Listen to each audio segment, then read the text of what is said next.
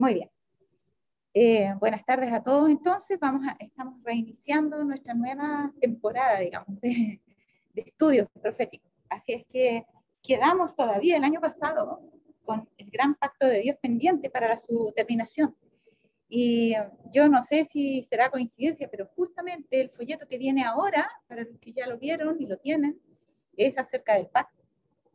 Así es que yo espero que todo esto se refuerce más todavía ahora y que podamos también tener mejores aportes, cada uno en la escuela sabática donde está participando, considerando lo que ya hemos visto. También puede que aparezcan nuevas dudas, algunas cosas que a ustedes les haga clic ahí, ¿no es cierto?, al ver el nuevo folleto, y que sería bueno que las compartiéramos para que nos enriquezcamos con lo que ya sabemos y le agreguemos lo que pudiera faltar, ¿ya?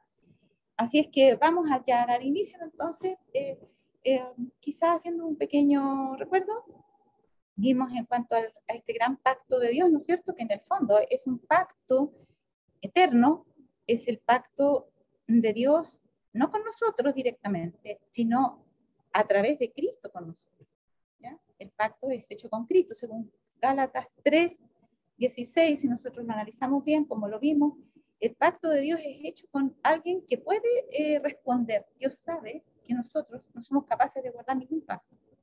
Y vimos en las clases que tuvimos que nosotros ni siquiera somos capaces de elaborar un solo pensamiento bueno, en el sentido de correcto. Todo lo bueno que nosotros podamos manifestar es obra del Espíritu Santo que trabaja en forma silenciosa, influyendo en nuestras mentes sin que nosotros a veces lo percibamos. Así que invitarnos el Señor a hacer un pacto con Él no es otra cosa que avanzar por fe en lo que Dios hace. ¿Se acuerdan ustedes de Ezequiel? Ahí tienen una buena ilustración. Ezequiel 36, ¿no? O 37, cuando el Señor le muestra a Ezequiel el valle de los huesos secos. ¿Se acuerdan? Bueno, en ese valle de los huesos secos, el Señor le pregunta a Ezequiel, Ezequiel, mira estos huesos. Vivirán estos huesos, dice que eran secos en gran manera. Y Ezequiel, bueno, medio diplomático, le dice, Señor, bueno, tú sabes. Entonces dice, el Señor sopla a los cuatro vientos y llama al espíritu para que entre en los huesos y se unen hueso con hueso, se unen la carne con las distintas partes y nace un ejército grande, en gran manera, que es el pueblo de Israel. Entonces, el hermano White, hablando sobre eso, dice que nosotros, al igual como en este caso, porque el Señor en este caso le dice a Ezequiel que esos huesos son la casa de Israel, que pereció en cierta forma su ilusión en el desierto de que iban a llegar a la tierra prometida, pero no llegaron. Pero el Señor dice, no se preocupen que no llegaron. Yo tengo poder para hacerlos llegar. Yo puedo incluso hacerlos salir de sus sepulcros y llevarlos a la tierra que les prometí. Y esa es la gran esperanza del cristiano.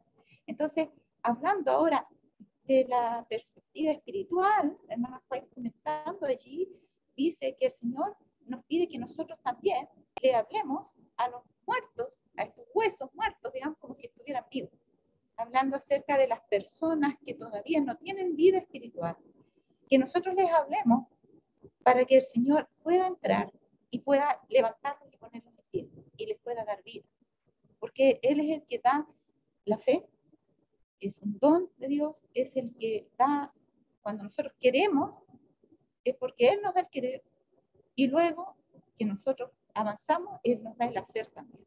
Así que este gran pacto es un pacto que Dios nos dice, hagan tal cosa, pero nosotros no podemos. Es como casi un juego. Obedezcan. Nosotros no podemos, pero sí podemos, estando en Cristo.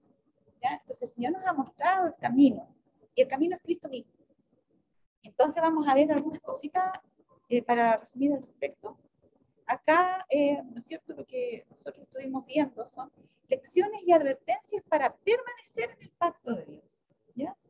Y por eso estuvimos viendo en gran medida la historia del pueblo de Israel y de la historia de nuestra iglesia también, que muchas veces violó el pacto, y sabemos que según Deuteronomio 4:13, el pacto son las 10 palabras, en otras palabras son los 10 mandamientos. Dice que todo apartarse de lo correcto, de lo perfecto, es una violación de los 10 mandamientos. Pero son tan amplios, tan profundos, tan sutiles que nosotros a veces no estamos pensando que estamos violando un mandamiento. Pero todas las cosas malas que nosotros pensamos o hacemos o decimos son en alguna medida una violación del gran pacto de Dios, que son sus mandamientos. Los mandamientos es la ley del pacto. Ahora, estas advertencias son ¿para qué? Para poder permanecer en el pacto, o sea, para poder permanecer en Cristo. Permanecer en el pacto es permanecer en Cristo. El secreto está en cómo permanecer en Cristo. En la medida que permanecemos en Cristo, nosotros, ¿no es cierto?, vemos cumplida la promesa esa: si alguno está en Cristo, las cosas viejas han pasado. Y aquí todas son hechas nuevas. ¿Va? Me quedo la cita que no la puse. Si alguno está en Cristo. Entonces, cuando nosotros estamos en Cristo, somos nuevas criaturas. Somos nuevas criaturas capaces de obedecer.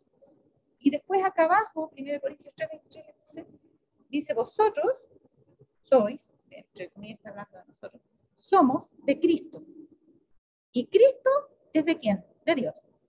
Así que si nosotros somos de Cristo y Cristo es de Dios, nosotros somos también de Dios. En Cristo. ¿Ya? Le pertenecemos a Dios cuando estamos en Cristo. Y allí se cumplen todas las promesas. Todo lo que Dios le da al Hijo es para nosotros también. Porque si nosotros estamos en Él, somos parte de Él, somos su cuerpo. Él es la cabeza y nosotros somos el cuerpo. Somos una unidad. Y sabemos, dice, por ejemplo, la meta final de Dios, ¿no es cierto?, es que lleguemos a ser uno en Cristo. Pablo habla del casamiento, y cuando habla del casamiento dice que aquí hay un gran misterio, porque dice, más yo, dice, porque dice que casada está sujeto a vuestros maridos, etc. Dice, más yo digo esto de Cristo y de su iglesia. Por lo demás, también cada uno esté sujeto a su propio marido, pero él está hablando principalmente de la iglesia, de estar sujetos a Cristo. ¿Para qué? Para poder estar guardando el pacto, para ser parte de su cuerpo. Si somos parte de su cuerpo, de su carne, de su hueso, espiritualmente hablando, somos parte de Cristo y también estamos como herederos juntamente con Él. ¿Ya? Ahora, el que dice que permanece en Él debe andar como Él andó. Ahí está el síntoma. Se ve si es que está correcto, la persona, si está en Cristo, va a andar como anda Cristo, como andaba Cristo. Si no está andando como andaba Cristo, entonces quiere decir que se salió, que no está permaneciendo en Él, está fuera. Entonces, así hay una buena manera de evaluarnos nosotros mismos. ¿Ya? Ahora dice, y aquel que es poderoso para guardaros sin caída y presentaros sin mancha delante de su gloria con gran alegría. El Señor tiene el poder. Nosotros no tenemos poder para estar sin caída, pero el Señor puede ir haciendo esta obra en nosotros, que estamos muy ya degradados por el pecado. Sin embargo, el Señor puede ir haciendo esta obra día a día, minuto a minuto, prueba tras prueba. Dice que Dios irá probando cada vez más de cerca a su pueblo, que a algunos les cuesta un punto, mientras a otros les cuesta otro. Eso está en Segunda de los Testimonios, si no recuerdo, esa cita. Pero el Señor va a insistir, y cuando nosotros pasamos la prueba nos va a dar otra prueba y nos va a mostrar otra cosita mala que teníamos, y después nos va a mostrar otra, hasta que vayamos venciendo todas. Pero hay algunos que dicen que van a resistirse y no van a querer pasar alguna prueba. Llega el momento en que el Señor le dice, se han unido a sus ídolos, y les da la orden a los ángeles, dejarlos. Entonces, es terrible el tiempo que estamos viviendo, es solemne, porque Dios tiene que sellar a un pueblo en vida. ¿Ya? La última generación tiene que ser sellada estando en vida. Los demás pueden tener 70, 80 años, los que Dios les dé para que vivan de oportunidad, el Señor les da, los pone en distintas circunstancias, los educa. Pero ahora tenemos, según lo hemos visto, una educación intensiva, porque tenemos que terminar, la obra de Dios tiene que terminarse finalmente en una sola generación. Niños, viejos, de mediana edad, todos deben tener su carácter semejante al de Cristo para poder ser sellados. A algunos les cuesta más, Dios los va a tener que probar más intensamente. Pero el Señor es el poderoso para poder mantenernos sin caída, no nosotros. Algunos se burlan de eso y dicen, pero ¿de dónde sacan que nosotros jamás vamos a dejar de pecar? Si somos pecadores, los pecadores pecan, siempre vamos a pecar. No. Aquí dice en Judas 1:24 que Él es poderoso para guardarnos sin caída y presentarnos sin mancha delante de su gloria con gran alegría. Así que el que dice que no puede dejar de pecar está negando el poder de Dios y está ignorando la promesa de Dios. ¿Ya? Así que cuidado con eso. Ahora, acá esto nosotros tenemos que tenerlo en cuenta, porque todo el Antiguo Testamento, que las religiones populares tanto desprecian, y se toman, incluso a veces se confeccionan unos libritos solamente con el Nuevo Testamento y le ponen los salmos, porque son bonitos, los consoladores. Pero dejan todos los profetas mayores y menores del Antiguo Testamento de lado, sin entender que todas estas historias, incluso la de Adán y Eva, la de Abraham, la de Esther, todas las historias del Antiguo Testamento, son verdaderas parábolas, llenas de figuras para el tiempo del fin. Y acá dice esta cita, que es la carta 132 de 1898, está en Mensajes Selectos tomo 3. Estos hombres del Antiguo Testamento hablaron de cosas que ocurrían en sus días. Y Daniel, Isaías, que estuvimos viendo en la lección, y Ezequiel, no solamente hablaron de cosas que concernían a ellos y que entonces eran verdad presente, sino que su visión alcanzó al futuro, a lo que debía ocurrir en estos últimos días. ¿Ya? Y bueno, en la escuela sabática, donde estuve en la mañana, estaba diciendo yo ahí que muchas veces los que no comprenden esto, no entienden la escritura, incluso dejan de creer, porque quieren respuestas fáciles, rápidas, y no se dan el trabajo de ir de lugar a lugar e investigar. Pero muchas veces en la escritura ocurre, y le ocurrió, por ejemplo, a Felipe cuando se encontró con el eunuco, que le hace la pregunta el eunuco, el etíope, y le dice, oye, estaba leyendo Isaías 53, y le dice Felipe, ¿y entiendes lo que lee? No, ¿cómo voy a entender si alguien me lo explica? Oye, mira, le dice, y está leyendo ahí, como cordero fue llevado al matadero, como oveja de Arán, su trasquilador, etc. ¿De quién dice esto el profeta? ¿De sí mismo o de algún otro? ¿Cuántas veces no nos pasó cuando empezamos nuestro estudio en la escritura, que estábamos leyendo un pasaje y decíamos, pero esto lo está diciendo la persona que escribe, está diciendo, ¿de qué lo está hablando? De otras circunstancias distintas. Lo vemos repetirse, por ejemplo, en Isaías 14, habla del rey de Babilonia. Y resulta que de repente nos damos cuenta de que no es el rey de Babilonia, está hablando de Satanás y de la caída de Satanás. Pero toma el rey de Babilonia para hablar de Satanás porque tiene parecido con Satanás, o viceversa. En Ezequiel 28 lo mismo, ¿no es cierto? Resulta que empieza hablando del rey de Tiro, pero de repente dice, en el huerto de Dios, en Edén, estuviste. ¿Cuándo Tiro estuvo en el huerto de Edén? Jamás. Entonces ahí nosotros decimos, no, entonces no está hablando del rey de Tiro, está hablando de Satanás. Claro, fíjense ustedes que Pedro, miren, no tenía preparado ahora, pero lo vamos a ver, porque es muy importante, en Hechos capítulo 2, para todo el que quiera entender profecía, esto es fundamental. Hechos capítulo 2, Pedro mismo aclara esta situación, explica el porqué. ¿Ya? Entonces, él está diciendo, a ver si consigue el versículo. Mira, versículo 25, dice, porque David dice de él, veía al Señor siempre delante de mí, porque está a mi diestra, no seré conmovido, por lo cual mi corazón se alegró y se gozó mi lengua, y aún mi carne descansará en esperanza, porque no dejarás mi alma en el infierno, infierno sepulcro, ¿no? Ni permitirás que tu santo vea corrupción. A ver, no dejarás mi alma en el infierno. A ver, pero estaba hablando del Señor, y ahora está hablando como que está hablando de él, ¿se fija? Por lo cual mi corazón se alegró, se gozó mi lengua, y dice, no dejarás mi alma en el infierno, no sepulcro, ni permitirás que tu santo, con mayúscula santo, vea corrupción. Y luego dice el versículo 29, varones hermanos, permitidme hablaros libremente del patriarca David, que murió y fue sepultado, y su sepulcro está con nosotros hasta el día de hoy. Entonces, ¿cómo es eso de que no dejará mi alma en el infierno, en el sepulcro? Si está diciendo que está sepultado.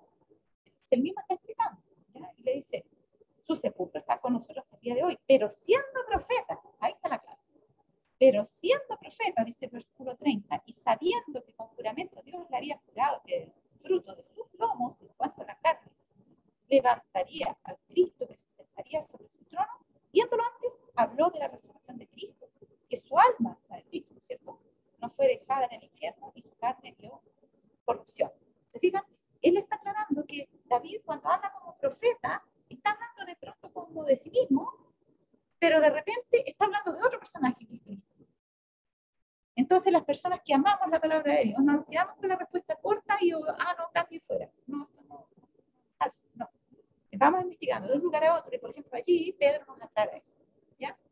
Entonces acá cuando dice que Daniel, Isaías y Ezequiel no solamente hablaron de cosas que concernían a ellos, y que entonces eran verdad presente, ojo, porque la verdad presente va cambiando, porque así se llama presente, para nosotros es verdad pasada, pero vuelve a ser presente en la persona de ellos por medio de la profecía, pero de una forma distinta, en macro. Los personajes pequeños ahora son pueblos, son muchedumbres. Los acontecimientos que fueron dados en micro, ahora son dados en acontecimientos a orden mundial. No son solamente para el pueblo de Israel, a veces son para toda la tierra. Entonces, la verdad presente, actual, se va renovando. Entonces, tenemos que ver cuál. Cuando hablamos de verdad presente, de paso, no siempre son, vimos por ejemplo el primero escrito, la hermana Juárez dice, estas son la verdad presente para ahora, y habla de algunas cosas, la inmortalidad, el asunto ese, aclarar eso, la verdad del sábado, qué sé yo, pero para nosotros hay nuevas cosas que ahora son verdad presente, que no eran verdad presente para los días de Elena de Juárez. ¿Por qué? Porque nos estamos acercando más todavía al fin. ¿Se fijan? Eso es una acotación al margen que nos puede servir más adelante. Ahora, esos la verdad que era verdad presente para ellos no hablaban solamente para eso, dice, sino que su visión alcanza el futuro a lo que debía ocurrir en estos últimos días. Siguiente dice, nunca estamos ausentes de la mente de Dios. Dios es nuestro gozo y nuestra salvación. Cada uno de los profetas antiguos habló menos para su propio tiempo que para el nuestro. Es tremenda esta cita. Entonces, ¿cómo nosotros podemos partirnos la cabeza tratando de entender qué está diciendo Isaías aquí, allá, que si era para quién, para acá, para allá? Pero tenemos que entenderlo en un marco escatológico. Escatológico es una palabra que se usa para hablar de los eventos finales, ¿ya? Así en forma resumida, ¿no? Siempre que hablamos de escatología estamos hablando de los eventos de tiempo del fin. Entonces, todo lo que hablaron esos profetas era más para nosotros que para ellos. Porque esta es la generación que va a pasar por el gran tiempo de angustia. De aquí Dios va a tomar su séquito personal para toda la eternidad. Los 144.000 tendrán honores especiales en el reino de Dios. ¿Por qué? Porque no habrá nadie que haya sufrido más que ellos. Pasarán por un tiempo de angustia cual nunca fue. Y la angustia purifica. Y serán más purificados que todos los que hubo antes. Serán perfectos. Reflejarán en forma perfecta el carácter de Cristo. ¿Ya? Por eso que el Señor se esmeró para darnos advertencias, consejos, profecías acerca de este tiempo. ¿Por qué? Porque el diablo lleva mucha ventaja, 6.000 años de práctica en el mal, 6.000 años conociendo la mente humana, viendo cómo engañar, viendo cuáles son las cosas más sutiles para hacernos caer. Entonces Dios no se quedó atrás, sino que siempre va adelante. Dios nos habló de estas cosas. Y todo lo que mostró de ahí atrás era especialmente para reforzar a la generación que más iba a sufrir bajo los ataques de Satanás. Por eso que todo esto es más para nuestro tiempo que para antes. ¿Ya? Es entonces importante, y aquí vemos que triste es que haya religiones, que haya denominaciones que no usen el Antiguo Testamento, porque ahí está la llave para entender las profecías del Nuevo Testamento. Es imposible entender Apocalipsis si no usamos los profetas mayores y menores. Entonces, cada uno de estos profetas habló menos para su tiempo que para el nuestro, de manera que sus profecías son válidas para nosotros. Tenemos, por ejemplo, por decir algunas cosas, la marca de Caín, y tenemos al final la marca de la bestia. Tenemos, por ejemplo, a Acab, a Jezabel y a Elías, y en el tiempo del fin tenemos la bestia, la segunda bestia y la imagen, o sea, la imagen de la bestia y el falso profeta, y que son análogos. ¿Se fijan? Entonces se van repitiendo esas cosas, pero en macro, que es lo que le estoy diciendo. Entonces tenemos que ver allí las claves para entender acá. ¿Ya? Esas historias son profecías encubiertas, para explicarle a su pueblo del fin las cosas que iban a pasar y cómo iban a pasar. La Torre de Babel, Babilonia, en la confusión de las lenguas, que allí fue para separar a la tierra. Ahora en Pentecostés Dios está nuevamente la capacidad de entender esas lenguas para volver a unir a su pueblo. ¿Ya? Entonces hay paralelos. Ahora, y estas cosas, dice, porque está hablando que hablaron más para nosotros que para ellos, son válidas para nosotros estas profecías, dice, y estas cosas acontecieron como ejemplo, y están escritas para amonestarnos a nosotros, a quienes han alcanzado los fines de los siglos. 1 Corintios 10. a estos se les reveló que no para sí mismos, sino para nosotros, administraban las cosas que ahora os son anunciadas por los que os han predicado el Evangelio por el Espíritu Santo enviado del cielo, cosas en las cuales anhelan mirar los ángeles. Primera de Pedro 1:12. Esa cita, ¿no es cierto?, está en Mensajes Selectos, tomo 3, página 386. Siguiente, la apostasía de Israel. Ahora vamos a ver un poquito entonces, así como estamos viendo aquí, cómo vamos a poner en nuestro tiempo, ¿no es cierto?, las lecciones que fueron dadas para Israel. Y está hablando, la apostasía de Israel se había desarrollado gradualmente, de generación en generación. Satanás había hecho repetidas tentativas para inducir a la nación escogida a que olvidase los mandamientos, estatutos y derechos, Deuteronomio 6:1, ¿ya?, que había prometido guardar para siempre. Ellos habían prometido guardar eso para siempre. Eso significaba que tenían que estar unidos a Cristo para siempre. Si no, no podían guardar, ¿ya? Eso está claro al entender bien el tema del pacto, ¿ya? Y cuando Dios hace un pacto con el hombre, que sí lo hace, lo está haciendo, dando por entendido que el hombre tiene que estar unido con Cristo, ¿ya? No se olviden nunca de eso. Entonces, Satanás había tratado de que la nación escogida se olvidase, ¿ya? Dice ahora, a pesar de los esfuerzos hechos por Satanás para estorbar el propósito de Dios en favor de Israel, el Señor se reveló misericordiosamente. Recordó a Israel las cosas destinadas a contribuir al bienestar de la nación. El Señor, vez tras vez, persiguió a su pueblo, vez tras vez, para hacerlo volver, para hacerlo recapacitar, para que se arrepintiera. Dice, declaró por medio de Oseas, escribíle las grandezas de mi ley, y fueron tenidas por cosas ajenas. Muchas veces cuando se habla de las grandezas de su ley, está hablando de toda la revelación de Dios, ¿ya? Escribirle las grandezas de mi ley, y fueron tenidas por cosas ajenas. Yo con todo eso guiaba en pies al mismo Efraín, tomándolos de sus brazos. Efraín es un sinónimo de Israel, de las 10 tribus, porque eso también lo mismo por el sábado de la mañana. Efraín simboliza las 10 tribus del norte, porque la rebelión de la inmadurez espiritual de Efraín representa muy bien en todos sus aspectos las distintas tribus, las fallas de las distintas tribus, de las distintas 10 tribus, esas que fueron después deportadas por los asirios, sacadas de la tierra prometida. Entonces se le llama Efraín a Israel. ¿Y cómo se le llama a las tribus del sur? Donde estaba Judá, estaba Benjamín, y habían otros restos de que se vinieron cuando se deportaron las tribus del norte, se vinieron a morar también otros de otras tribus. Allí, al sur, se le llamaba tribu de Judá. Judá representaba, ¿no es cierto?, el remanente fiel, o sea, lo que queda del pueblo de Dios. Dios compara a esta división del reino de Israel, las 10 tribus de las restantes, ¿no?, que en realidad podríamos decir una es Judá, pero son 12, porque ahí se reúnen más de una, está Benjamín y otro. Entonces, los compara a dos hermanas. En Ezequiel 16, habla de la hermana mayor y la hermana menor. La hermana mayor habla de cómo se fue con sus amantes y cómo fornicó y cómo hizo cosas muy malas. Y dice, y su hermana menor, viéndolo, podría por lo menos haber aprendido de su hermana mayor lo que le pasó por portarse mal, pero hizo cosas igual que su hermana mayor y peores todavía, hablando de Judá. Y Judá, entonces, la otra había sido llevada por Asiria, y ahora Judá es deportada y llevada a Babilonia, ya por Nabucodonosor, etc. Entonces, cuando escuchemos hablar de Efraín, estamos escuchando hablar de Israel. Cuando escuchemos hablar de Judá, estamos hablando del remanente que queda de la parte sur, digamos, ¿ya? ¿Y por qué se habla de Judá? Porque ahí estaba la simiente. Jesús vendría de la tribu de Judá, ¿ya? Él era, cuando dice que era la raíz del linaje de David, y linaje de David, ¿no es cierto? Era la raíz y el descendiente.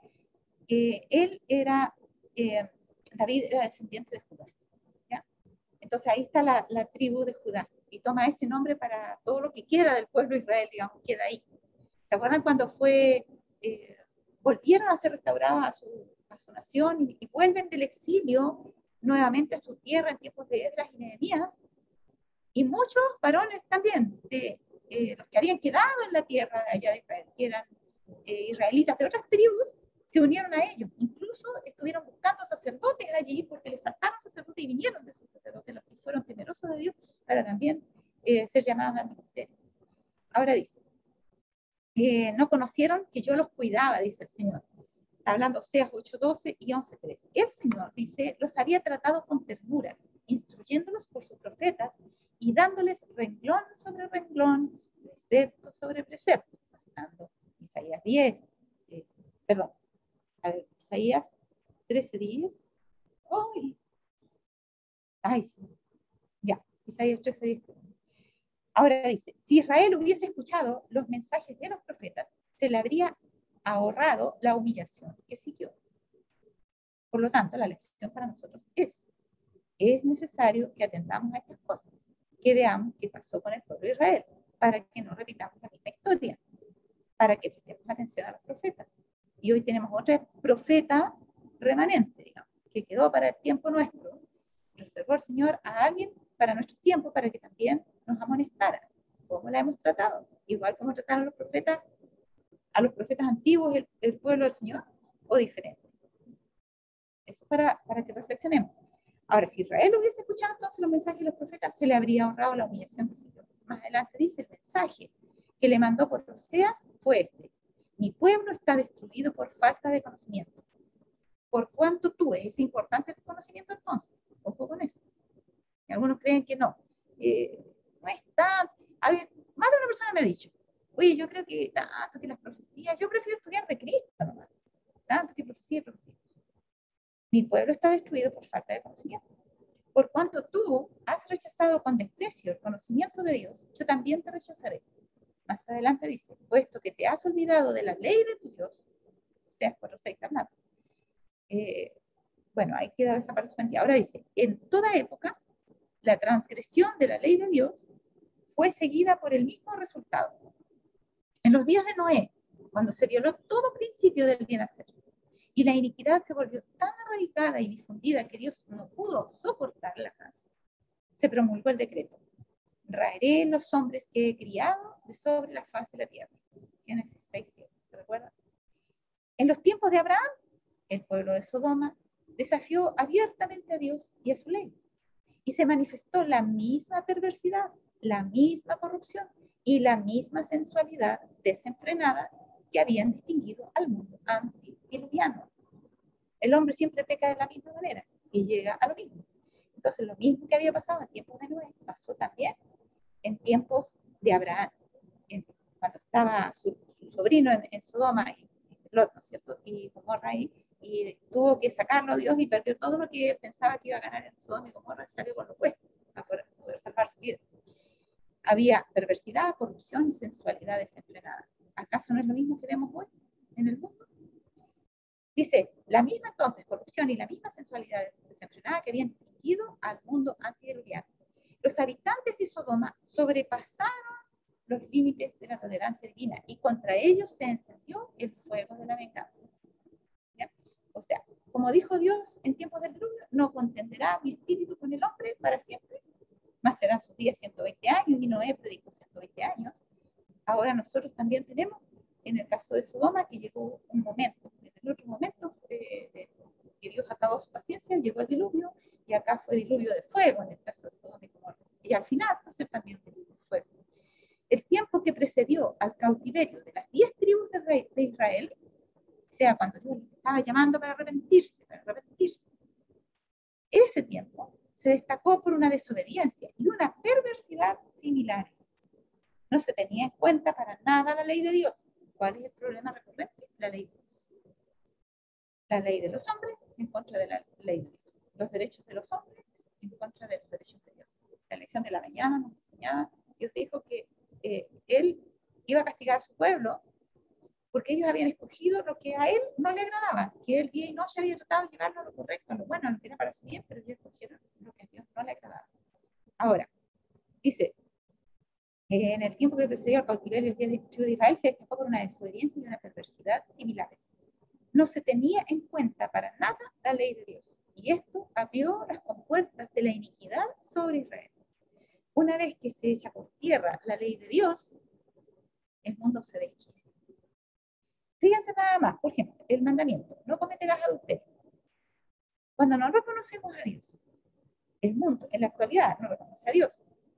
Llegamos a extremos como los que estamos viendo, donde se preguntan si acaso todos los géneros son válidos, inventan, ¿no es cierto?, de que ahora hay distintos, no solamente existe hombre y mujer, existe, ¿cuántos eran? Como veintitantos tipos distintos, según decían, de distintos géneros. Entonces, se empiezan a tratar incluso de legalizar las distintas desviaciones.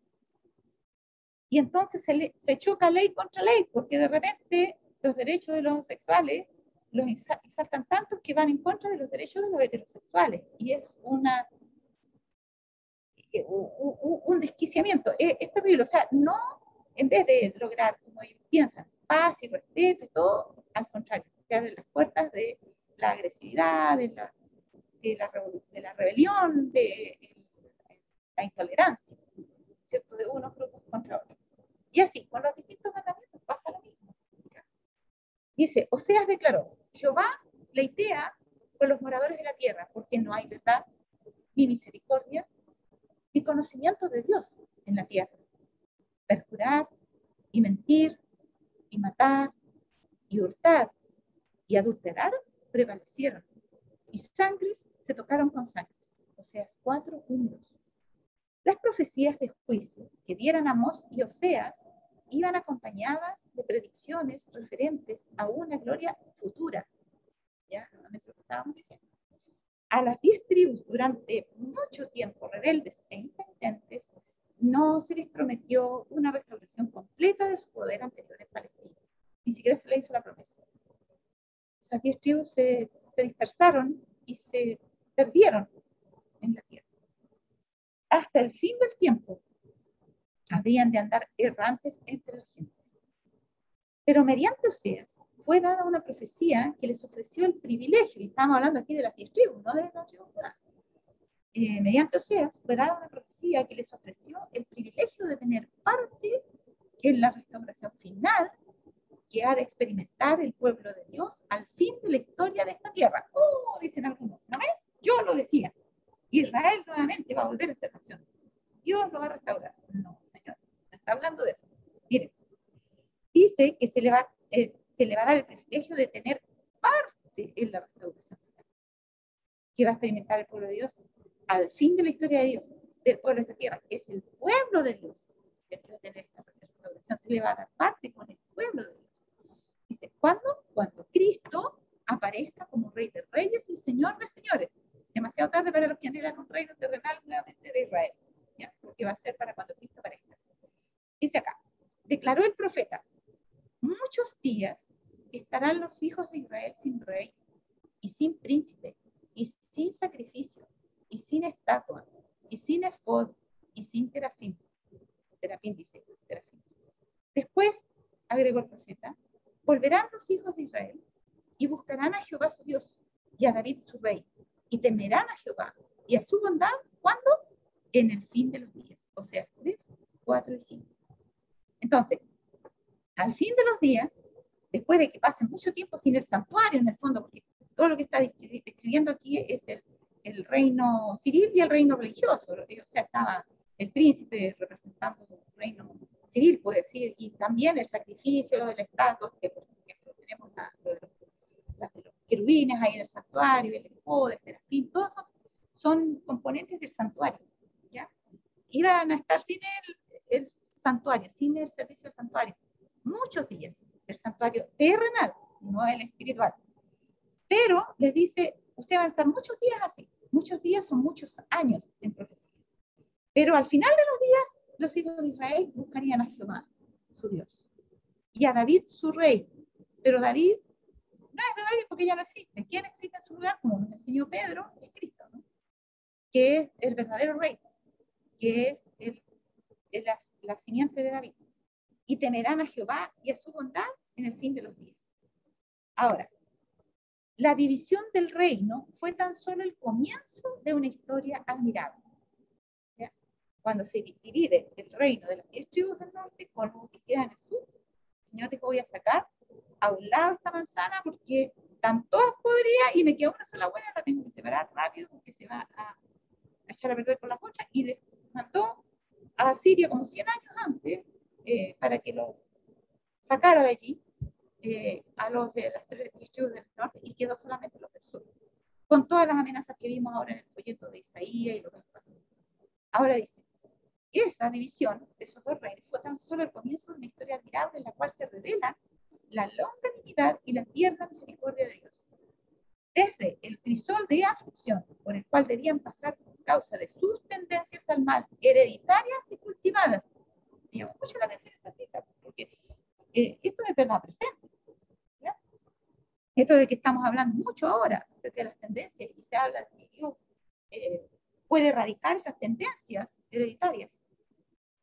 Las cultivadas, sí podríamos, pero las hereditarias, no. ¿Cómo vamos nosotros a sacar las tendencias hereditarias si son hereditarias? Pero acá está hablando así, desde el crisol de la aflicción por el cual debían pasar, por causa de sus tendencias al mal, hereditarias y cultivadas, aquellos a quienes Dios estaba tratando de purificar para sí como pueblo. ¿Qué significa que estaba tratando de purificar a estos que tenían tendencias hereditarias y cultivadas al mal? Que le estaba tratando de sacar esas tendencias. Dios estaba tratando de purificar para sí, como pueblo propio, celoso, para las buenas obras. Iban a reconocer finalmente, no hay semejante a ti, oh Jehová. Y era largo todo el versículo, no puse todo entero, me salté una parte. Y termina diciendo, porque entre todos los sabios de las gentes y en todos sus reinos, no hay semejante a ti. Jeremías 10, 6, 7 y 10, que lo pueden leer completo allí, si quiero ver. Ahora dice, iban a aprender al fin la lección de que los falsos dioses son impotentes para elevar y salvar. Pero si nosotros no tenemos falsos dioses, yo no tengo ni una estatua en mi casa, eso tienen los católicos. No, hermano, estamos hablando de todo lo que ocupa el lugar de Dios. Entonces, nuestros dioses pueden ser cosas inmateriales que toman preponderancia en nuestra mente, que relegan a Dios a un segundo plano. Y ellos iban a aprender al final esa lección de que los falsos dioses son impotentes para elevar y salvar. Por ejemplo,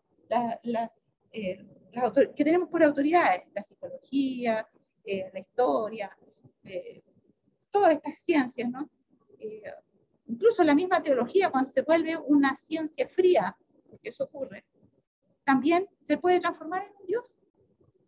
Y ahí tenemos que alguien no puede ni disertar si no tiene por lo menos el estudio de teología completo. Y ojalá ya un magíster puede ser, pero si tiene un doctorado, un PhD, ahí sí. Pero no, cuidado con tener falsos dioses. Nuestro Dios es el que nos ilumina y el que nos enseña. Y puede enseñarle hasta más humilde. Acuérdense que Jesús no fue a la escuela de los profetas, a la escuela de los rabinos. Tampoco fue Elías a la escuela de los profetas. O sea, la escuela, no. Tampoco fueron, ¿no es cierto?, los demás hombres instruidos, digamos, como Juan el Bautista en las escuelas ¿cómo se puede decir? Oficiales, digamos, de teología de su tiempo. Y sin embargo, ellos pudieron enseñarles a ellos cosas que ellos nunca pudieron entender, todo lo que se aprendieron de memoria allí. Entonces dice, iban a aprender al fin la lección de que los falsos dioses son impotentes para elevar y salvar a los seres humanos, únicamente siendo fiel al Dios vivo, creador y gobernante de todos, es como puede el hombre hallar descanso y paz. De común acuerdo, Israel y Judá, castigados y penitentes, iban a renovar al fin su pacto con Jehová de los ejércitos, el Dios de sus padres. ¿Pero cuándo? Si Israel y Judá nunca se volvieron a juntar. Al fin de los días. ¿Ya? Porque al fin de los días el llamado va a ser para toda nación, tribu, lengua y pueblo. Y entre esos va a estar los descendientes de Israel y los descendientes de Judá. Y ellos, ¿no es cierto?, que sufrieron, por ejemplo, nosotros sabemos que los judíos en forma especial, el holocausto y todo esto, partiendo el año 70 con la destrucción de Jerusalén, que sería la primera trompeta, ¿no es cierto?, sufrieron un castigo especial de Dios, porque ¿se acuerdan cuando ellos mataron a Cristo? Ellos dijeron, su sangre caiga sobre nosotros y sobre nuestros hijos, y de acuerdo a su deseo se les concedió. Y hasta ahora, ¿no es cierto?, los israelitas se habla y se celebra el asunto del holocausto también como algo terrible que pasó. No que Dios le guste que la gente sufra, sino que, como estábamos leyendo, es la forma que Dios tiene de llamarnos al arrepentimiento, a la vida eterna. Y Dios puede salvar al que se arrepiente, al que confía confía y al que cree. Así que ninguna de estas cosas van a ser para que perezca, ni siquiera uno, estamos hablando de perecer eternamente, ni siquiera uno que decida creer en el Señor y seguir al Señor. Ahora, el pacto de misericordia que Dios había hecho lo llevó a intervenir en favor de su pueblo Israel, después de que éste fue severamente castigado delante de sus enemigos. Este pacto, el gran pacto de Dios, es un pacto de misericordia. ¿Por qué? Porque no es un trato entre iguales, como lo habíamos dicho. Es un pacto que se hace por misericordia. Con nosotros como si fuéramos capaces de hacer un pacto. No estamos en condiciones, no tenemos la ropa, como decimos nosotros. No tenemos las espaldas, no tenemos el respaldo financiero desde el punto de vista espiritual. Nosotros no tenemos cómo. Por eso que es un pacto de misericordia. Porque Dios lo hace como si nosotros tuviéramos condiciones de hacerlo, pero la verdad es que lo hace con Cristo. Cristo es el guardador del pacto, es la cita de hermano que vimos el año pasado. ¿Ya? Y Él sí lo guarda, y Cristo lo tuvo que guardar para ponerlo a nuestra cuenta, para que fuéramos considerados nosotros como guardadores del pacto. Ahora, este pacto de misericordia que Dios había hecho, lo llevó a intervenir en favor de su pueblo Israel. Ya. Después de que este fue severamente castigado delante de sus enemigos. ¿Ya? Dios dice que Lamentaciones 3:33, porque Dios no aflige ni entristece voluntariamente a los hijos de los hombres. O sea, en otras palabras, eso es la promesa de Lamentaciones. Dios, a ver, 2:33, 2:33, vamos para que no nos equivoquemos, tiene una promesa importante.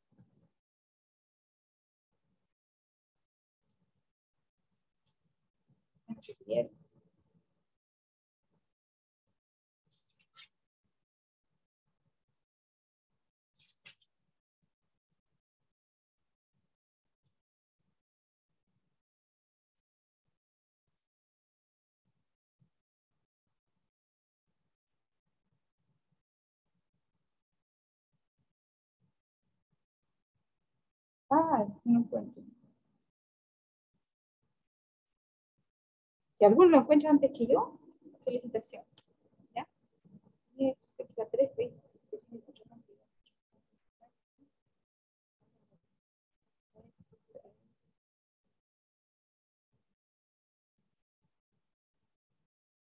Ya, se los prometo para después. Ya, se los voy a dar. Aquí está, es 3:33. Lamentaciones 3:33. El 32 dice, veamos desde el 31, porque el Señor no desecha para siempre. Antes, si aflige, también se compadece según la multitud de sus misericordias, porque no aflige ni entristece voluntariamente a los hijos de los hombres. No es su voluntad entristecer a los hijos de los hombres. No es lo que a él le gusta, no es lo que él quisiera.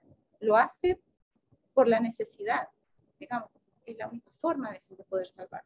Cuando ya no hay nada más que Dios puede hacer por medio de la misericordia, digamos, de hacernos el bien, para llamar nuestra atención, entonces tiene que infligir castigo, porque para hacernos reaccionar, no hay otra forma. Pero Él no es porque sea su voluntad, no lo hace voluntariamente, no es porque Él quiere. Pero dice, antes se aflige, también se compadece, según la multitud de su misericordia. Y dice acá, el pacto de misericordia que Dios había hecho, lo llevó a intervenir en favor de su pueblo Israel. ¿Después de qué? Después de que éste fue severamente castigado delante de sus enemigos. ¿Ya? Que era lo que Dios le había dicho que iba a pasar si no se arrepentía. Ahora, Israel había elegido seguir su propia sabiduría y justicia en lugar de la sabiduría y justicia de Dios. Y como resultado, la nación fue arruinada. Me recuerda Francis, en Apocalipsis 11, se escribe muy bien cómo este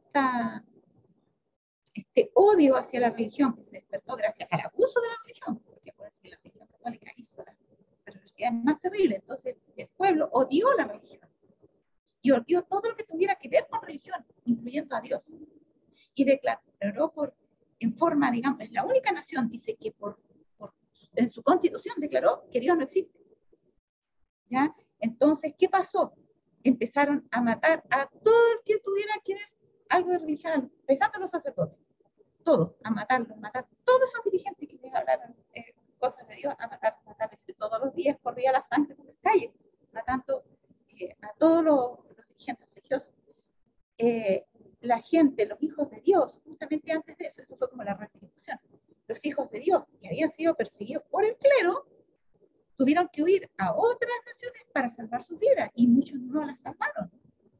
Y como la gente que es temerosa de Dios, generalmente, aunque así no se nota, así de alguna manera, es la que tiene principios, la que se preocupa de no robar, de no estafar, se preocupa de ser responsable en su trabajo, se preocupa de los que sufren. Entonces la nación le debía mucho a esa gente y nunca se había dado cuenta cuánto les debía.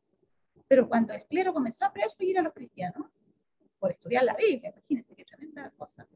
Entonces los cristianos tuvieron que salir y la nación quedó en las manos de los corruptos, de los ladrones, de los mentirosos, de los irresponsables, de los negligentes, y la nación se arruinó.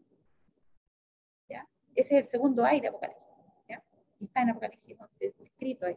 El conflicto de los siglos lo describe muy bien. Vean ahí el capítulo de la Revolución Francesa.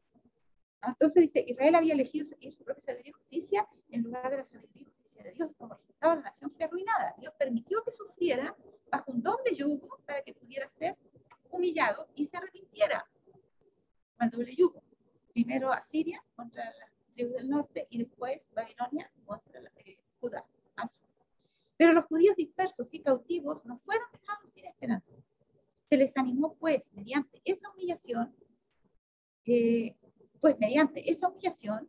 serían inducidos a buscar al Señor. Dios le dio, acuérdense de Isaías, primero dijo Isaías que sus dos hijos eran por presagios y señales para Israel. El primer hijo se llamó Seher Hasub, que significaba un remanente volverá, y el segundo es el Magel Alas Asbaz, que significaba el despojo se apresura, la presa se precipita. Pero Dios, entonces, antes de hablar del despojo de la presa que iba a haber cuando vinieran las invasiones, ¿no es cierto?, les habló de que un remanente iba a volver. Dios primero se preocupó de que hubiera una promesa que trajera esperanza y ánimo en los tiempos difíciles que iban a venir para los que eran fieles. Las promesas son para los que creen, para los que son fieles. Y los que no, iban a tener que sufrir su castigo por si creían, porque esa era la intención. Ahora, dice, se les animó pues mediante esa humillación serían inducidos a buscar al Señor. Dios les dio a Isaías un mensaje para este pueblo. Se cita Isaías 41 al 2. Cita Isaías 41. Ahora dice, cuando los judíos fueron dispersados desde Jerusalén, había entre ellos jóvenes y señoritas que eran firmes como una roca a los buenos principios. No todo el pueblo era corrupto, porque siempre existió un remanente.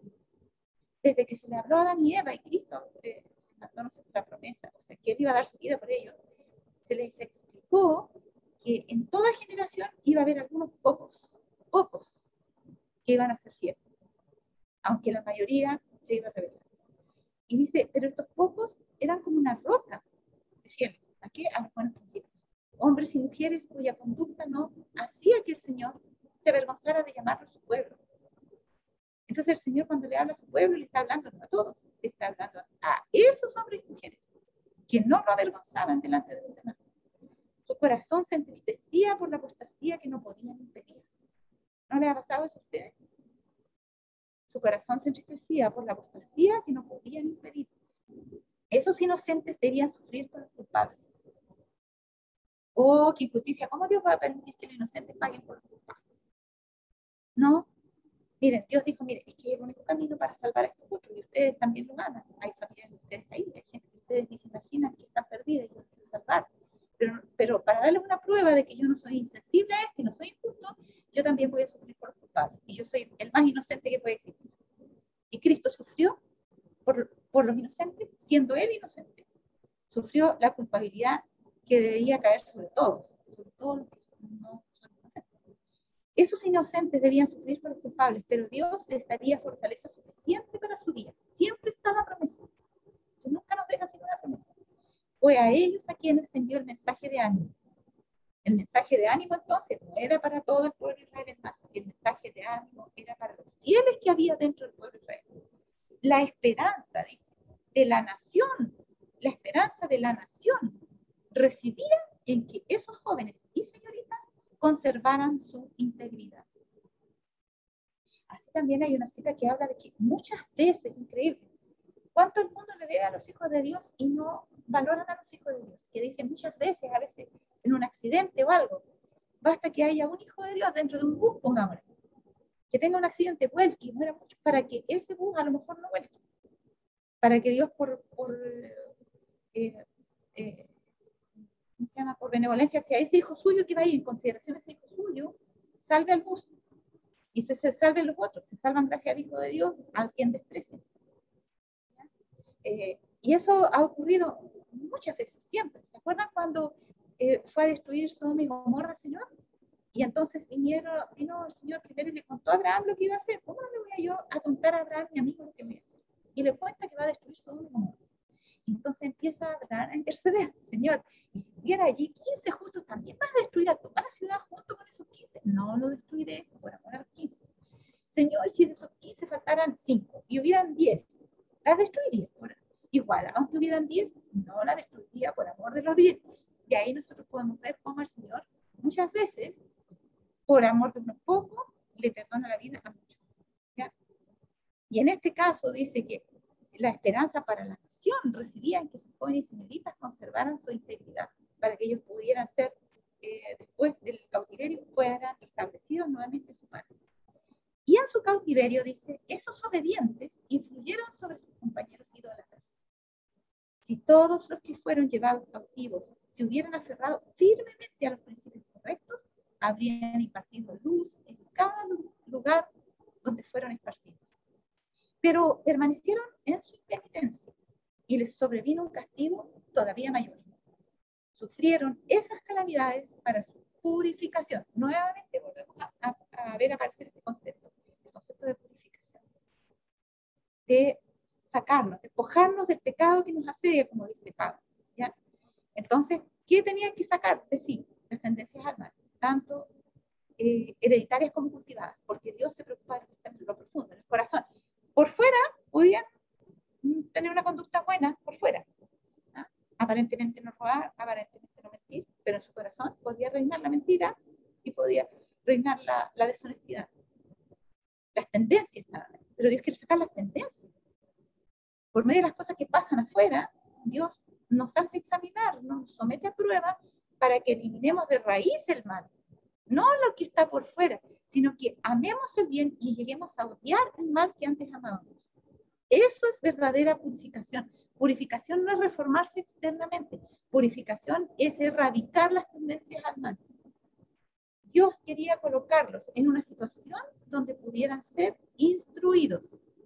Y allí, en medio de la aflicción, por medio de esos fieles que conservaban la fe, Dios se proponía instruir a los que habían perdido la fe y el temor. Ahora, Ezequiel 20:40, ¿se acuerdan? Estuvimos viendo al terminar el pasado capítulo 20 de Ezequiel, que es extraordinario, no lo alcanzamos a terminar, pero pueden ver la presentación. El versículo 40, donde habíamos quedado, dice, pero en mi santo monte, en el alto monte de Israel, dice Jehová el Señor, allí me servirá toda la casa de Israel, toda ella en la tierra, allí los aceptaré. Mire, nuevamente voy a hablar ahora como que si estuviera dando otra oportunidad, pero esta no es una nueva oportunidad para el Israel literal. Porque está diciendo toda la casa de Israel.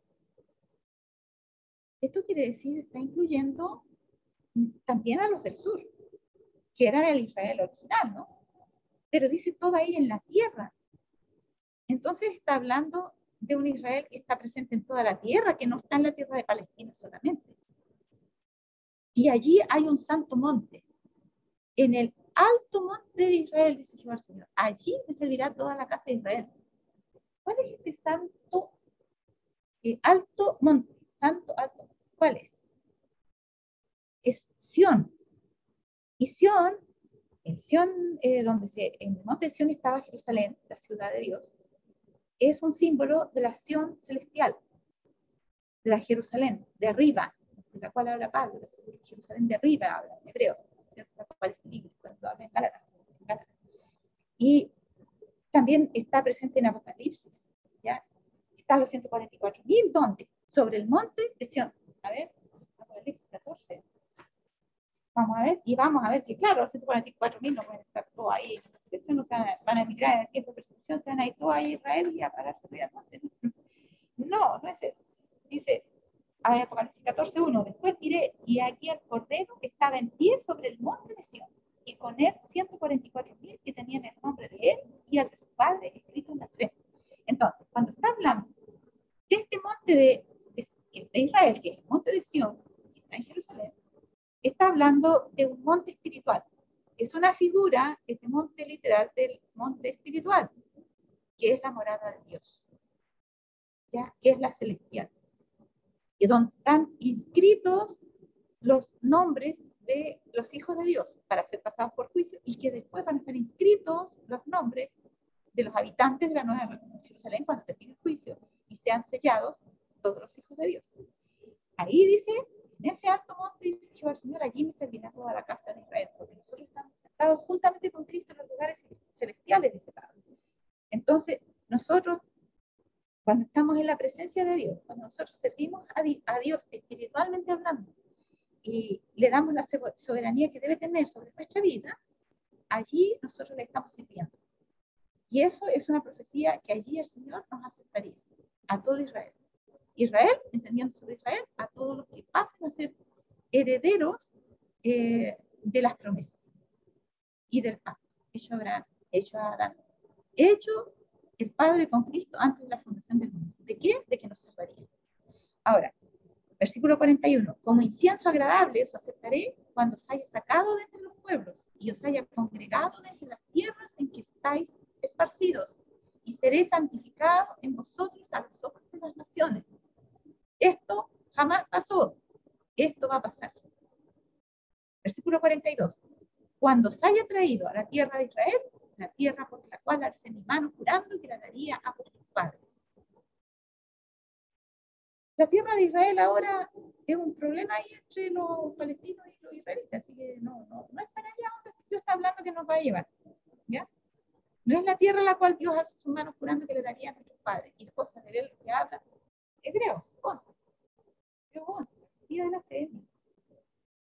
Una católica habla de estos que buscaban una patria, una ciudad, y que no la encontraron. Versículo 14, el 13. Dice, conforme a la fe murieron todos estos sin haber recibido las promesas, sino mirándolas de lejos y creyéndolas y saludándolas y confesando que eran extranjeros y peregrinos sobre la tierra. Porque los que esto dicen claramente van a entender que buscan una patria, que si hubiesen estado pensando en aquella de donde salieron, ciertamente tenían tiempo para volverse. Pero ahora anhelaban una mejor patria, esto es, la celestial. Por lo cual Dios no se avergüenza de llamarse Dios de ellos, porque les había preparado una ciudad, Entonces está hablando acá, ¿cierto?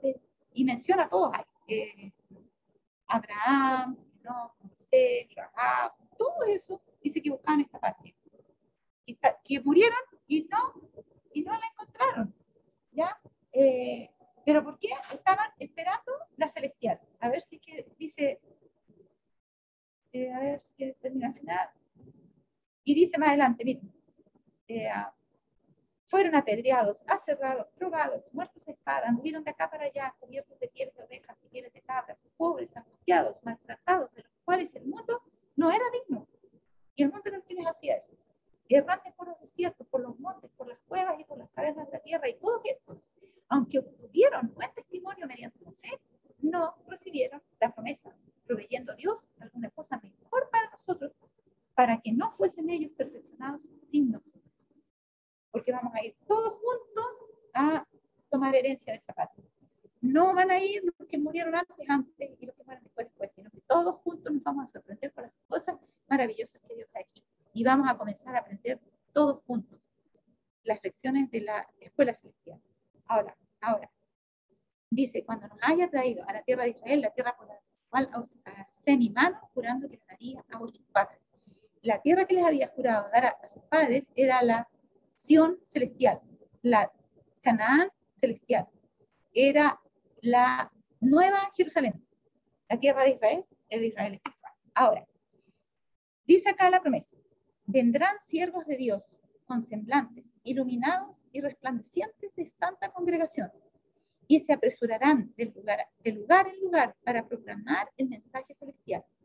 Miles de voces predicarán el mensaje por toda la tierra.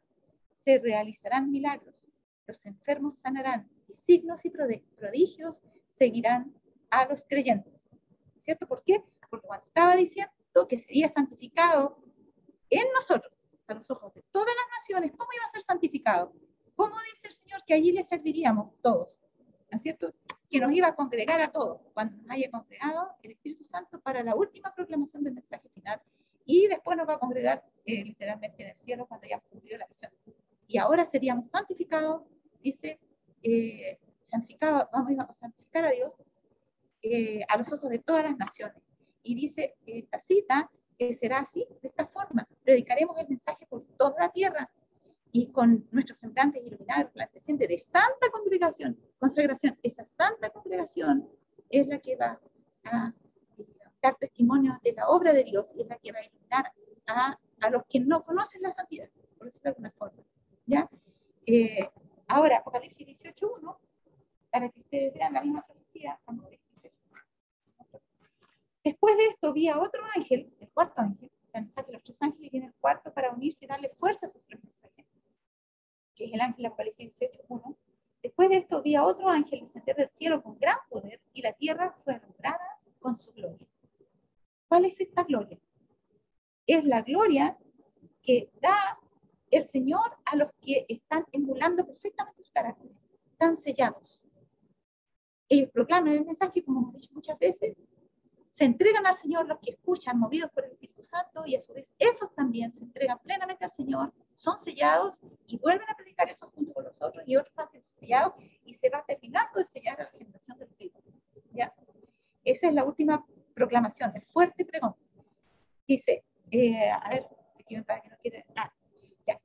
Dice acá: tiempo vendrá para juntar a todas las naciones y lenguas, y vendrán y verán mi gloria. ¿Ya? Yo ahí leí Apocalipsis 18:1 y dice: y pondré entre ellos señal. ¿Cuál es la señal que Dios va a poner entre nosotros? La señal del pueblo que va a predicar este mensaje. La señal de la perfecta observancia de la ley de Dios, que se nota en la observancia del sábado, la cual, así como los jóvenes hebreos, ¿no es cierto?, fueron conminados a arrodillarse delante de la estatua si no iban a ser arrojados al horno de fuego. Nosotros también vamos a ser amenazados de muerte si no queremos guardar el domingo y dejar de guardar el sábado. Pero la señal va a ser la obediencia a todos los mandamientos de Dios, incluso a aquel por el cual nos están amenazando de muerte. Y pondré entre ellos señal, y enviaré de los escapados de ellos a las naciones, porque vamos a proclamar el mensaje en tiempo de persecución y martirio. Y enviaré de los escapados de ellos a las naciones, a las costas lejanas que no oyeron de mí, ni vieron mi gloria, y publicarán mi gloria entre las naciones. ¿Ya? Dice que el mensaje de Dios va a terminar con poder, y el Espíritu Santo va a ser derramado cuando estemos ya bajo la amenaza de muerte y ya habiendo partido. Si no, pueden ver ahí, en el último día está muy claramente especificado. Ahí va a ser derramado el Espíritu Santo. Entonces, algunos que piensan que ahora se está derramando el Espíritu Santo, porque unos hermanos ya hicieron no sé qué cosa, y los otros acá. No, hermanos, va a ser cuando ustedes vean que ya hay martirio y que ya está puesto el día de domingo como día de adoración en forma oficial, entonces recién podemos empezar a pensar en que se está haciendo el sellamiento de los vivos y que no puede estar derramando el Espíritu Santo. Antes de eso es imposible. La profecía no muestra eso. Y traerán a todos vuestros hermanos de entre todas las naciones por ofrenda a Jehová, y tomaré también de ellos para sacerdotes y levitas, dice Jehová. Isaías 66, 18, que es lo que estuvimos viendo en la lección de la mañana. Hermanos, ¿se fijan? Está hablando de juntar a todas las naciones, y acuérdense que nuestro mensaje debe ir a toda nación, tribu, lengua y pueblo. Está hablando de lo mismo. Y citando Apocalipsis, o sea, Isaías 66, ¿se fijan? Y la señal que iba a poner es la observancia del sábado. Y algunos iban a escapar. ¿Por qué? Porque iban a estar viviendo un tiempo de persecución. Iban a ir a las costas lejanas. O sea, el mensaje va a ir hasta lo último de la tierra. Los que no vieron la gloria del Señor la van a ver en la persona de sus hijos. Vamos a publicar su gloria entre las naciones. ¿Cuál? La del Apocalipsis 18:1, ¿no es cierto? Por medio del poder que Dios nos va a dar para poder terminar la predicación. Y entonces dice: traerán a todos vuestros hermanos de entre todas las naciones, a esa última gran cosecha, a los que van a ser nuestros hermanos, que ahora todavía no conocen a Dios, no lo conocen bien. y lo vamos a traer como ofrenda para Jehová. Y ellos también van a proclamar el mensaje, para tomar de ellos sacerdotes y levitas. Versículo 44. Y sabréis que yo soy Jehová, ponemos Ezequiel 20, 44, cuando haga con vosotros por amor de mi nombre, no según vuestros caminos malos, ni según vuestras perversas obras, en casa de Israel, dice Jehová el Señor. Nuevamente aparece el pacto como un imposible de guardar, porque no es por nuestras obras, es por el poder de Dios que obramos cuando estamos escondidos en Cristo. Y dice que lo que va a hacer no lo va a hacer por amor, no, dice, y sabréis que yo soy Jehová cuando haga con vosotros por amor de mi nombre, según, no según vuestros caminos malos, ni según vuestras perversas obras, o casa de Israel, va a hacerlo de acuerdo a su misericordia. No porque lo merezcamos, Él nos va a transformar, Él nos va a dar el poder, Él nos va a ennoblecer, Él nos va a redimir y nos va a salvar. Hebreos 11, 13 al 14 y 16, lo que habíamos leído. Conforme a la fe murieron todos estos, sin haber recibido lo prometido, sino mirándolo de lejos y creyéndolo y saludándolo y confesando que eran extranjeros y peregrinos sobre la tierra, porque los que esto dicen claramente van a entender que es una patria. Anhelaban y se después una mejor, esto es celestial, por lo cual Dios no se avergüenza de llamarse desde ellos, porque les ha preparado una ciudad. Y nos quedan 7 minutos. Hermanos, ¿seguimos o quieren hacer alguna pregunta y terminamos la próxima clase? ¿Tiene alguna pregunta? ¿O seguimos los 7 minutitos que nos quedan? Ya, sigo. En un lenguaje simbólico, Oseas presentó a las 10 tribus el plan que Dios tenía para volver a otorgar a toda alma penitente, porque había había fieles entre esas 10 tribus que fueron repatriadas, o sea, sacadas de la tierra, que Dios tenía para volver a otorgar a toda alma penitente que se uniese con su iglesia en la tierra. ¿Se fijan? Las 10 tribus tienen que unirse a ¿qué? A su iglesia. Dios tenía ese plan y se lo mostró a Oseas para volver a otorgar a toda alma penitente que se uniese con su iglesia en la tierra las bendiciones concedidas a Israel en los tiempos cuando éste le era leal en la tierra prometida. O sea, hubo un tiempo que fue leal, sí, hubo tiempos intermitentes en que Israel fue leal. Habían reyes buenos y profetas buenos y ellos se volvían a Dios. Venían después reyes malos, se alejaban de Dios. Venían profetas, o sea, tiempos que no había profeta y ellos se descarriaban. Ahora dice, refiriéndose a Israel como a quien deseaba manifestar misericordia, el Señor declaró, pero aquí yo la induciré y la llevaré al desierto y hablaré a su corazón. Y daréle sus viñas desde allí y el valle de Acor por puerta de esperanza. ¿Qué viñas en el desierto? Dios nos va a llevar al desierto para darnos viñas, pero las viñas no crecen en el desierto. ¿De qué desierto está hablando? Del desierto de los pueblos que vimos el año pasado, en Ezequiel 20, ¿se acuerdan? Miren, les recuerdo porque es importante. Habla toda la historia de las peregrinaciones del pueblo de Israel, de la primera generación por el desierto, de la segunda generación por el desierto, que después, cuando entren a la tierra, se van a portar mal, le dice, yo ahí los voy a sacar de la tierra porque ustedes ya se están portando mal y van a volver a caer y los voy a mandar otra vez en cautiverio y todo ese resumen que hay en Ezequiel 20. Y después de eso, dice en el versículo,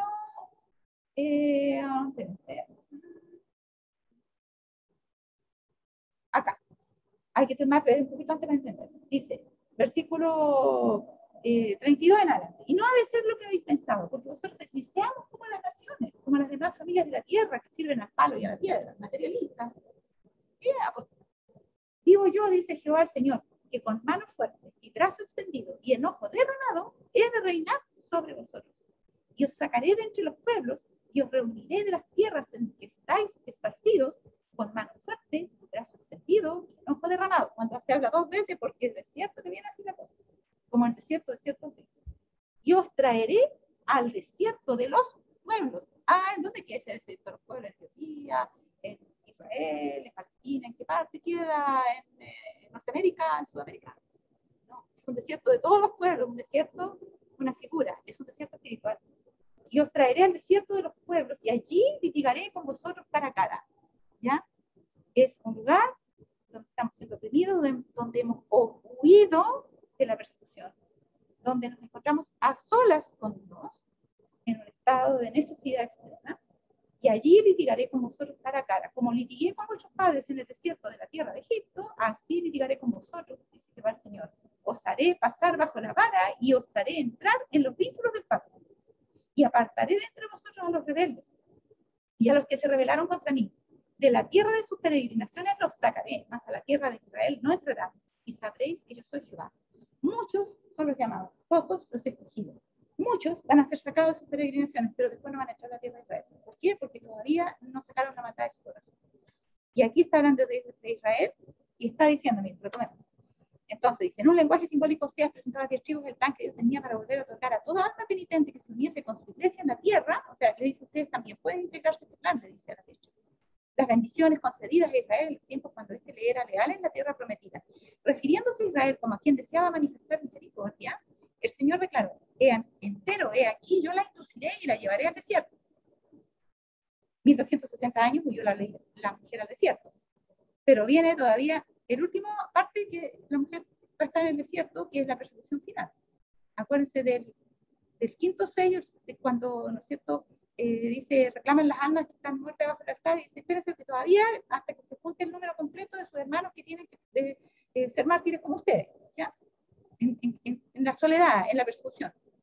¿Ya? Y la llevaré al desierto y hablaré a su corazón. Y daréle sus viñas desde allí, y el valle de Acor por puerta de esperanza. ¿Por qué le va a dar las viñas desde allí? Porque allí se va a ser digno de heredar la tierra prometida. Porque allí, en medio de la aflicción, en medio de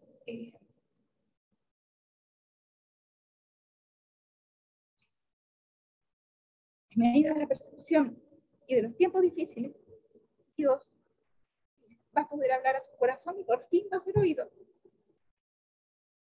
Y allí va a heredar las viñas. De allí, ahí va a heredar el Edén perdido. Allí va a ser inscrito en el libro de la vida eternamente como heredero de la tierra prometida. Y daréle sus viñas desde allí y el valle de Acor por puerta de esperanza. Y allí cantará como en los tiempos de su juventud. Ya, perdóneme, yo soy igual que la Bernardita, ¿te acuerdas? Yo soy llorona, pero bueno, ya sea. Dice, y daré sus viñas desde allí el valle de Acor por puerta de esperanza, y allí cantará como en los tiempos de su juventud y como en el día de su subida de la tierra de Egipto. Y será que en aquel tiempo, dice Jehová, me llamarás marido mío, y nunca más me llamarás Baali, que significa Señor. O sea, ya no va a estar unida al Señor por miedo, sino por amor. Porque quitaré de su boca los nombres de los Baales, y nunca más serán mezclados por sus nombres. En los últimos días de la historia de esta tierra, debe renovarse el pacto de Dios con su pueblo, que guarda sus mandamientos. En aquel día yo haré por ellos un pacto. Miren, el pacto de Dios, si debe renovarse, es porque ahora no lo estamos guardando.